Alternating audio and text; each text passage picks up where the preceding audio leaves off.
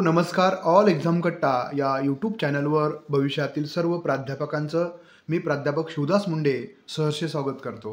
मित्रांनो, आपण MPSC अंतर्गत जी ऑक्टोबर किंवा नोव्हेंबरमध्ये परत रिवाइज झालेली जाहिरात त्या संदर्भातील अद्ययावत माहिती आज आपण 2 जून 2024ला जाणून घेण्याचा प्रयत्न करणार आहोत। कारण की सर्वांना अनेक विद्यार्थी जे माझ्या कॉन्टॅक्टमध्ये आहेत, संपर्कात आहेत, त्यांनी जॉब सोडून देखील CBSE म्हणजे CHBचे जॉब सोडून देखील या परीक्षेची तयारी करत आहेत। अशा सर्वांसाठीच एक कुतूहल आहे की परीक्षेचा अभ्यासक्रम कधी जाहीर होईल, त्यानंतर परीक्षा कधी होईल आणि साहजिकच आहे आपण किती दिवस म्हणजे साधारणतः आता 6 महिने उलटलेले आहेत की 6 महिने झाले तरी बी अभ्यासक्रम डिक्लेअर नाही झालेला। तर तो अभ्यासक्रम कधी कोणत्या पोस्टसाठीचा येईल, कसा असेल याबाबत आपल्या मनामध्ये निश्चितच एक आतुरता त्याबरोबरच एक दडपणही असणार आहे की आपण जॉब सोडून ह्याची तयारी करत आहात।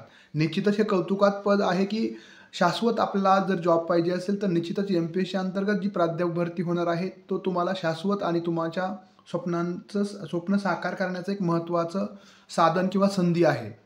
तर MPSC अंतर्गत प्राध्यापक भरती जी सहयोगी प्राध्यापक, सहाय्यक प्राध्यापक, अधिव्याख्याता या संदर्भात भरती प्रक्रिया राबवली जात होती त्या संदर्भातील अद्ययावत माहिती आपण पाहणार आहोत। जर आपण या चॅनलला नवीन असाल तर निश्चितच चॅनलला सबस्क्राईब आणि व्हिडिओ आवडला असेल तर लाईक करायला विसरू नका। त्याबरोबरच आपले मित्रमैत्रिणी जी या परीक्षेची तयारी करत आहेत त्यांना देखील शेअर करायला विसरू नका। बघा, आत्ताचं जे आपल्याला अपडेट आहे त्यानुसार जाहिरात क्रमांक आपण जर पाहिलं तर इंजिनिअरिंगची पण प्राध्यापक भरती सुरू आहे, फार्मसी कॉलेजची प्राध्यापक भरती चालू आहे, सिनियर कॉलेजची, कला महाविद्यालयाची देखील प्राध्यापक भरती चालू आहे। पण आता आपल्याला जे अपडेट आहे त्यानुसार जाहिरात क्रमांक 115चा जो अभ्यासक्रम आहे तो 15 जूनपर्यंत जाहीर केला जाणार आहे, ज्यामध्ये म्हणजे तो सिलेबस देखील जनरलच असणार आहे। आता जनरल का असेल, कसा असेल, अनेक विद्यार्थ्यांचे दुमत आहेत, त्यामध्ये वादविवाद पण विद्यार्थ्यांचे होत आहेत की का विषयानुसार का नसावा। पण त्यांना MPSC अंतर्गत जी भरती प्रक्रिया होणार आहे त्यांचं जे जसं 115 अंतर्गत हे सर्व माझ्या मते 22 पदांसाठी 22 विषयाची जाहिरात आहे ही। जाहिरात क्रमांक 115, जाहिरात क्रमांक 112 ज्यामध्ये 33 विषयांची पदं आहेत। तर ह्या पद्धत जर तुम्हाला त्या विषयाचं एकेका विषयाची जर घ्यायची असेल तर त्यांनी आणि यापूर्वीचा जर काही विद्यार्थी दाखला देत आहेत की यापूर्वी जी 2015ला 16ला जी परीक्षा झाली होती ती विषयानुसार झाली होती। मित्रांनो, त्यावेळेस जी जाहिरात आहे विषयानुसार जाहिरात निघाल्या होत्या आणि त्या अंशच्या ज्या रिक्त पदं होतं ते भरण्यासाठी म्हणजे मोजकेच पदं होते आणि ते देखील विषयानुसार भरायचे होते। त्यामुळं आणि प्रत्येक जसं 115 आहे ना तर त्यावेळेस प्रत्येक विषयाची स्वतंत्र जाहिरात होती, त्यामुळं स्वतंत्र अभ्यासक्रम असणं ऑब्वियसली साहजिक आहे। पण आत्ताची जी जाहिरात आहे तुम्ही बघा 115 असेल, 112, 113, 114, 115 त्यानंतर जाहिरात क्रमांक 48 ह्या कॉमन जाहिरात आहेत। जसं की आपण उदाहरण घेऊया 115चं 115ची जी जाहिरात आहे ती फक्त जाहिरात क्रमांक 115 त्याच्या अंतर्गत हे 22 पदं आहेत, 22 विषयाचे अधिव्याख्याते निवडले जाणार आहेत।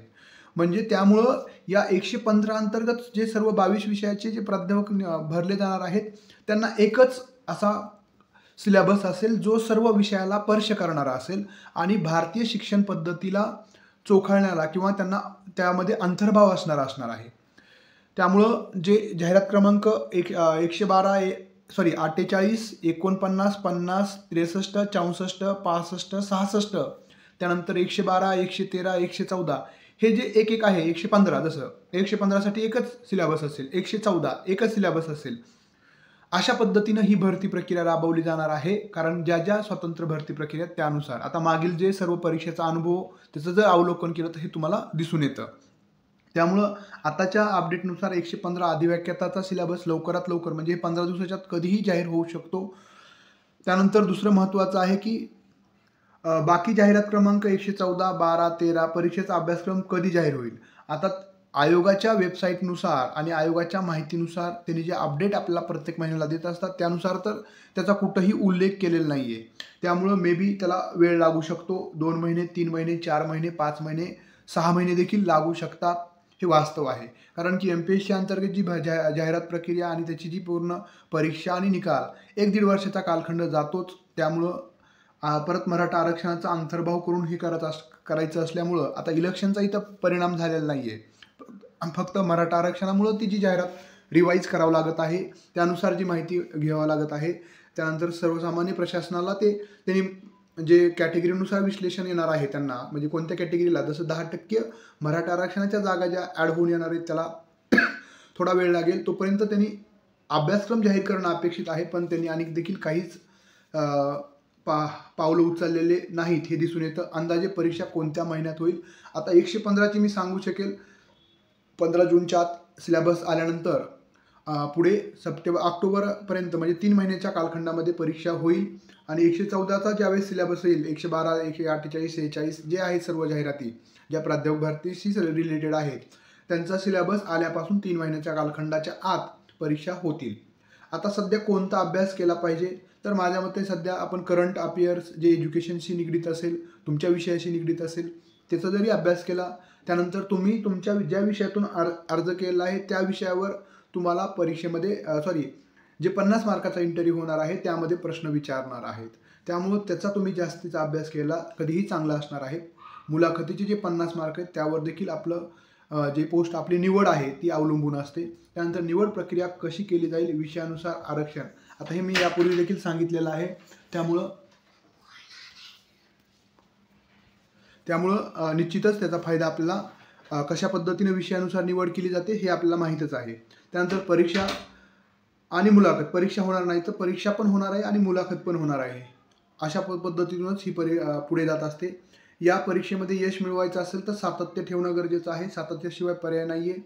आणि भरती प्रक्रिया ही पारदर्शक असते. वेळखाऊ आहे, त्यामध्ये काहीच दुमत नाही आहे, पण पारदर्शक आहे. आणि आपल्या मनात ज्यांनी विद्यार्थ्यांनी जॉब सोडलेले असतील किंवा रिझाईन केलेले असतील त्यांना निश्चितच असुरक्षित वातावरण वाटत असेल, पण तुम्ही जर सातत्य ठेवलं, आपली इच्छा शक्ती जर प्रबळ ठेवली तर निश्चितच तुम्ही या परीक्षेतील यशाला गवसणी घालू शकता. आता मुलाखत पण खूप महत्त्वाची. तुमच्या आवडीनिवडी आणि तुम्ही जे जे प्रोफाईलला टाकलेलं आहे त्यावरच तुमची मुलाखत होत असते. चालेल, आज आपण इथपर्यंतच जी आपल्याला अपडेट आली होती त्यानुसार आपण दिलेली आहे. यानंतरची पुढील जी महत्त्वाची काही अपडेट असेल तर निश्चितच आपण वेळोवेळी टाकणार आहात.